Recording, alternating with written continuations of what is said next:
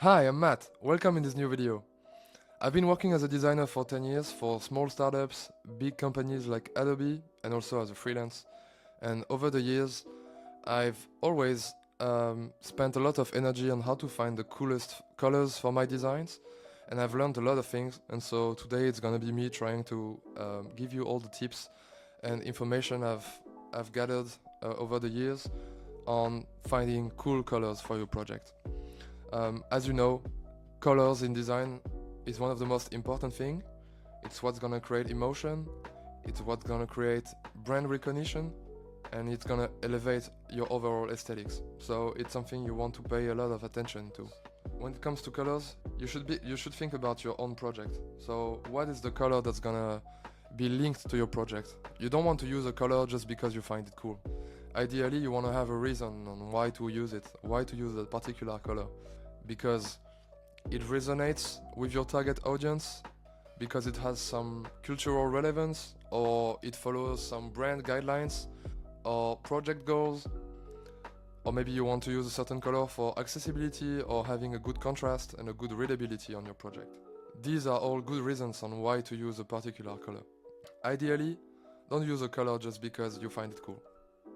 So, oh, by the way, here's my portfolio. Feel free to check it out. It's matgarciadesign.com. You can see a bit more all the projects I worked on. Yeah, if you like my portfolio, I created a template that's downloadable. You have the link in the description, so feel free to check that out. Let's dive right in with Dribble. When I'm looking for like ideation or inspiration, I always use Dribble. I find it a very cool platform on how to get inspiration. So you can just type something like color palette and you'll find a lot of very cool color palettes. Like for example, this hatch design has some pretty cool pastel colors, or I really like as well this very bright magenta for that particular brand. And yeah, in general, Dribble is always a very cool place to find inspiration. You will see very different kind of projects there, and there's a big chance that one of them might resonate with what you're doing. That being said, you don't want to copy paste exactly the colors of the people. I wouldn't recommend that, because then your brand is just gonna be the same as their brand. But yeah, I think it's a good way to be inspired. Same goes with Pinterest. On Pinterest, it's different kind of projects. I would say you will find more color palettes for real life stuff, more than digital projects, but depending on what you're working on, it might be more interesting for you. You can also find pretty cool color palettes there. Usually for my projects I find more on Dribble, but I felt Pinterest needed to be mentioned. You can also use Instagram to look for inspiration with hashtags like color palette or color inspo, for example. For the past few years, I've also been using this tool called Coolors. You probably know about it, it's quite famous, but in case you don't, I wanted to mention it. It's a very cool tool that you can use to generate color palettes, and they have a Figma plugin that you can install, and then you can use it directly inside Figma. It's quite cool. And what I like usually is to go on the trending palette. You can see there the most hot color palettes, and yeah, it's a good way to find inspiration. So colors needed to be mentioned in here. Once you choose your colors, you might want to use a tool like WebAIM contrast checker. So for example, here you see you can enter a color. This is just pure blue, and you can have this contrast ratio score, which is very important, because a very common mistake that people do is to choose a font that's not gonna look good on white, or not gonna look good on black, or that's gonna look good only in a certain context.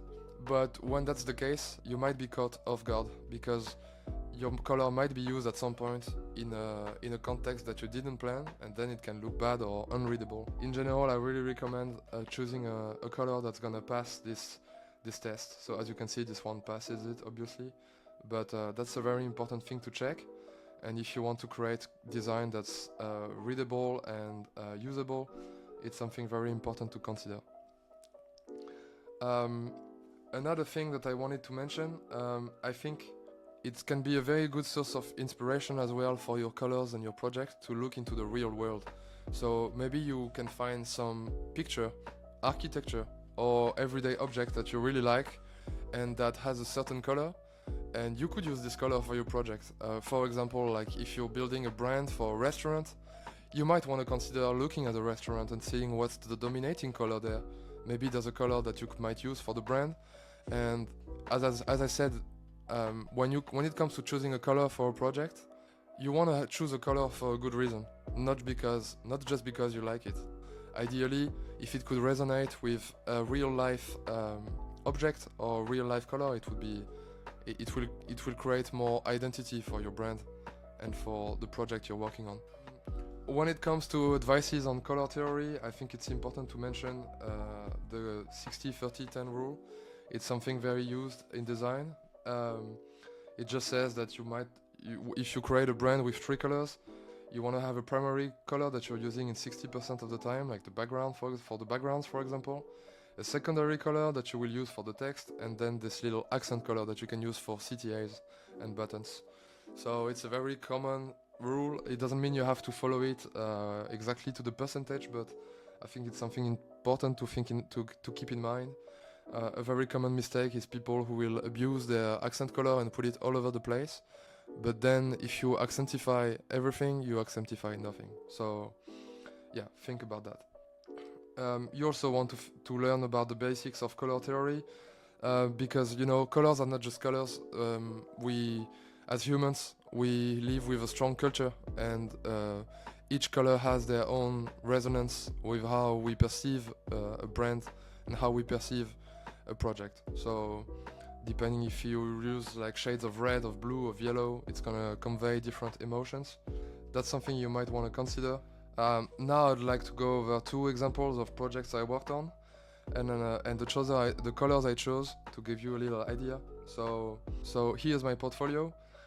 As you can see, I chose to go with no colors, so it's just black, white, and shades of gray.